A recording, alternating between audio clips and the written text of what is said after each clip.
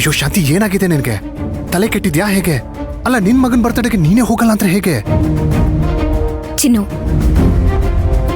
ನಾನಿವತ್ತು ಆಫೀಸಿಗೆ ಹೋಗಿಲ್ಲ. ಯಾಕೆ ಗೊತ್ತಾ? ಅಲ್ಲ ಶಾಂತಿ, ನೀನ್ ಆಫೀಸ್ಗೆ ಹೋಗ್ದಿರೋದಕ್ಕೂ ಇದಕ್ಕೂ ಏನ್ ಸಂಬಂಧ?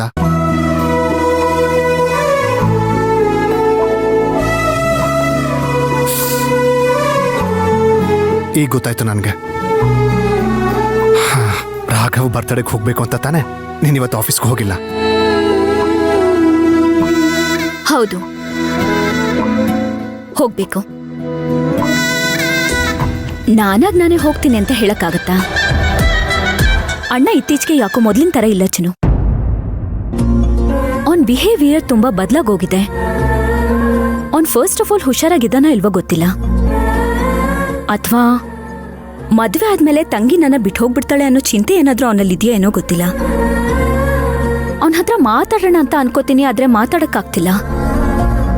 ಅವನ್ ನಡವಳಿಕೆ ನನಗೆ 100 ಪ್ರಶ್ನೆಗಳನ್ನ ಕೇಳ್ತಾ ಇದೆ. ಅಂಥದ್ರಲ್ಲಿ ನಾನ್ ರಾಘವ್ ಬರ್ತಡೆಗೆ ರೆಡಿಯಾಗಿ ಖುಷಿಯಿಂದ ಹೋದ್ರೆ ಅವನೇನ್ ಅನ್ಕೋತಾನೆ? ಮನೇಲೇನಾದ್ರೂ ಡೌಟ್ ಬಂತು ಅಂತ ಇಟ್ಕೋ, ಆಗೇನಾಗ್ಬೋದು ಅಂತ ನಿನಗ್ ಚೆನ್ನಾಗ್ ಗೊತ್ತು. ಅದಕ್ಕೇನೆ ಕಳಿಸ್ಕೊಡ್ಲಿ ಅಂತ ನಾನ್ ಹಾಗೆ ಹೇಳ್ದೆ ಅಷ್ಟೇ. ಸರಿ ಸರಿ ಸರಿ ಮಾಡ್ತೀನಿ. ಅದು ಸರಿ, ಹೋಗ್ಬಿಟ್ಟು ಬರ್ತೀನಿರು. ಆಮೇಲೆ ಹೋಗಿಲ್ಲ ಅಂದ್ರೆ ಅದಕ್ಕೂ ಬೇಜಾರ್ ಮಾಡ್ಕೋತಾನೆ. ಅಬ್ಬಾ, ಇವಾಗ್ಲಾದ್ರೂ ನಿಂಗೆ ಅರ್ಥ ಆಯ್ತಲ್ಲ ನಾನ್ ಯಾಕೆ ಹೇಳ್ತಿದ್ದೀನಿ ಅಂತ. ಅಲ್ಲ ಅಚ್ಚು, ಪಾಪ ಆ ಮಗು ನಿನ್ನ ತಾಯಿ ಸ್ಥಾನದಲ್ಲಿಟ್ಟು ನೋಡ್ತಾ ಇದೆ. ತಾಯಿ ಸ್ಥಾನ ಅಲ್ಲ, ನಾನೇ ಅವನ್ ತಾಯಿ. ರಾಘವ್ ನಾನ್ ಹೆತ್ತ ಮಗ.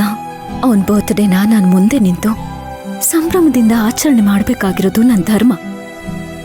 ಆದ್ರೆ ವಿಧಿ ನೋಡಿದ್ರೆ ನನ್ ಹೀಗ್ ಕೂಡ ಹಾಕ್ಬಿಟ್ಟಿದೆ. ಅಚ್ಚು, ಏನ್ ಯೋಚನೆ ಮಾಡ್ತಿದೀಯಾ? ಏನಿಲ್ಲ ಅದ್ಕೆ, ನಿಮ್ದೆಂತ ಮಾತೃ ಹೃದಯ ಅಲ್ವಾ? ಆ ಮಗುಗೋಸ್ಕರ ನೀವಿಷ್ಟು ಕೊರಗ್ತಾ ಇದ್ದೀರಾ ಅಲ್ವಾ? ನೀವೆಷ್ಟು ಚಿಂತೆ ಮಾಡ್ತಿದ್ದೀರಾ ಅಲ್ವಾ? ಅದನ್ನ ನೆನೆಸ್ಕೊಂಡ್ರೇನೆ ನನಗೊಂಥರ ಆಗತ್ತೆ. ಅದ್ಕೆ